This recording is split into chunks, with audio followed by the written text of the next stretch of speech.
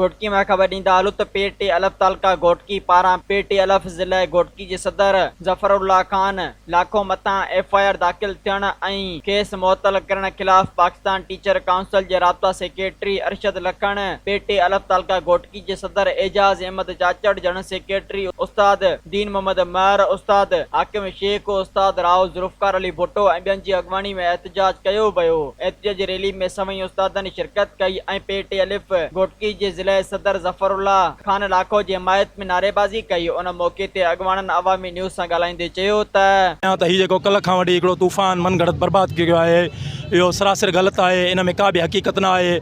उस्ताद ज़फ़र खान लाखो हमेशह उस्तादनि जे हक़नि लाइ समूरी उन सर्विस पंहिंजी क़ुर्बान कई आहे, उन जिदोजहद में गुज़ारी आहे। हुनजे किरदार खां घोटकी शहर वासी असांजो उस्ताद वाक़िफ़ु आहे। हू कंहिं मर्द उस्ताद सां बि नाइंसाफ़ी न कंदो आहे, मर्द ऑफिसर सां बि नाइंसाफ़ी न कंदो आहे। हीअ त औरत आहे, औरत न्याणियूं आहिनि। सिंध जी औरत लाइ असांखे इज़त आहे, उहा असांजी माउ भेण आहे। हीउ जेको ग़लति रंग ॾिनो वियो आहे, असुल में हक़ीक़त हीअ आहे त सिंध जो उस्ताद वरी ज़ुल्म जे पीड़ा में पीड़िजे थो पियो। ॿियनि सूबनि में उस्तादनि खे काफ़ी सालनि खां वठी जेके ग्रेड आहिनि, सिंध में को बि ग्रेड न आहे। जेकॾहिं अपग्रेडेशन मिली आहे काफ़ी सालनि जी जिदोजहद खां बाद में, त उन में बि रंडकूं आहिनि। उस्ताद ज़फ़र खान लाखो उस्तादनि जा केस खणी काफ़ी महीननि खां वठी ऑफिसुनि जा चकर काटींदो रहियो। जॾहिं मैडम साहिबा खे चयो वियो त अमीन ते सही कयो, त उन मुख़्तलिफ़ बहाना करे उनखे मोटाईंदी रही। उन में समूरो क्लैरिकल स्टाफ शाहिद आहे।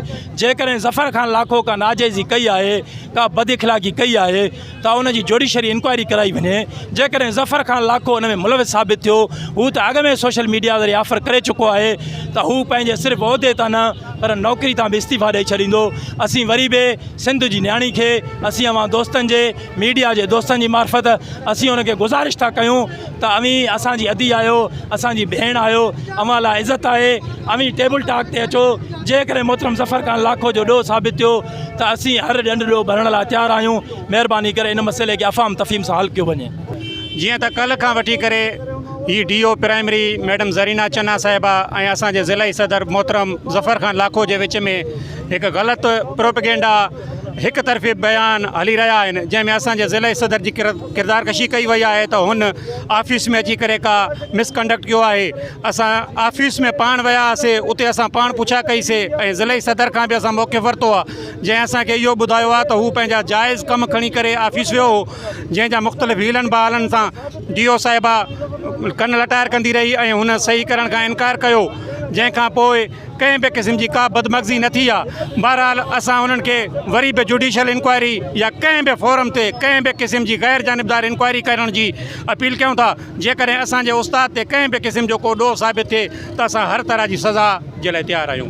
हालांकि बस 2 महीना थिया आहिनि। करप्ट आहे, कंहिं ऑफिस वेहे कोन थी, जेको कमु आहे उहे पैसा कोन थी। ज़फ़र साहिब जो कसूर कहिड़ो?